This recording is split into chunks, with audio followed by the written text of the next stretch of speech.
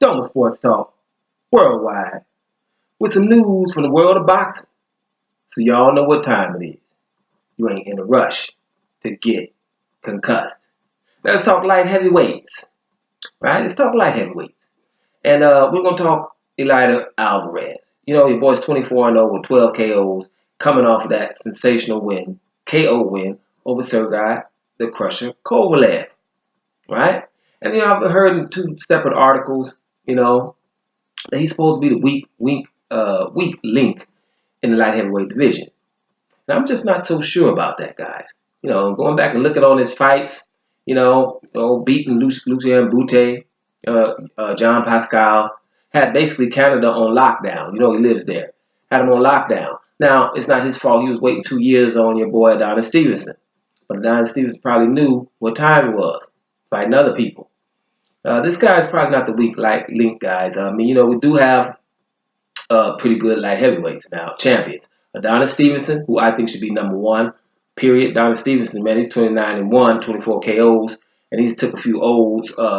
He's beaten some people with his names on his resume. You talking Tony Bellew right now. Look how good Tony Bellew is. He's beat Tony Bellew, Chad Dawson, and beat Fanfare twice.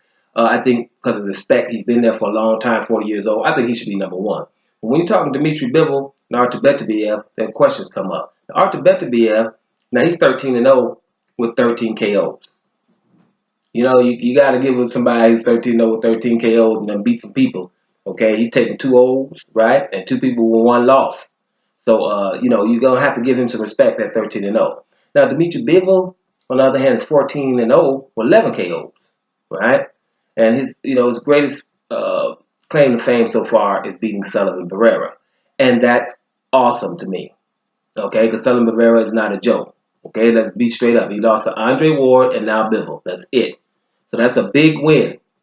But I don't think it's bigger than Kovalev. We're talking Sergey the Crusher Kovalev here. Only losing to Andre Ward. And before he lost to Andre Ward, they had him on the top 3 pound for pound.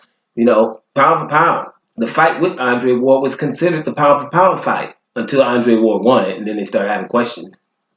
Right? And then after that, you know, then it just wasn't no more, you know, kind of crazy stuff like that because the wrong guy won.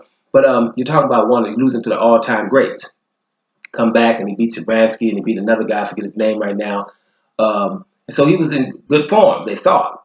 And he loses convincingly to your boy Alvarez, right? So and Alvarez was looking good before the knockout. A lot of people, well, he was losing before the knockout. Well, barely, because Kovalev was getting jabbed a whole lot. And Kovalev was letting his hands go, but that's the point. Kovalev was letting his hands go, landing on Alvarez, but Alvarez was still saying, bring it. Now that had to be, you know, debilitating. Right? And, man, shoot, man, I'm the Crusher. What's this dude still coming forward talking smack to me around 7? And then smack, okay? Right hand, and then finished him off real well. Now, a lot of Alvarez is also somewhat, you know, watching the fight, they explained to us. 2 of those fingers are messed up. He used to be a knockout artist in the amateurs. Now, because of those 2 fingers, he's hitting you basically with 2 fingers and a thumb.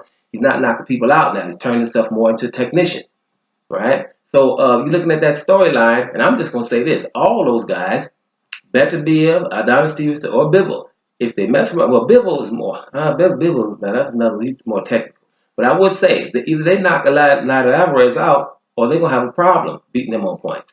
Because he's very technical, good fighter. So I don't really like the narrative of him being the weak link at the light heavyweight division. Although it's not really a degrade in that per se, because the light heavyweight division is booming, right? But I'm just saying, let's give this man some props because he beat Kovalev, right? Now, you know, Kovalev get all these chances. He lost the Ward twice. He's still the Crusher, right? He loses to Alvarez. He gets a rematch again, right? Now, if your boy Alvarez wins the fight, Kovalev is old and finished, right? If Kovalev wins the fight, he can go on to bigger and better things again. Pretty sure. So let's, you know, get behind Alvarez, man, because he's 34 years old too. He's just as old as Kovalev, and it's got to happen for him now. Let's just remember this cat, right? They don't fight until February. Well, I'll do some videos leading up to it, but let's just remember this guy because he's done some good things in his career so far, and I don't think it's over. Kovalev might have a problem here in this second fight. Doma Sports Talk worldwide, and I'm about here, y'all.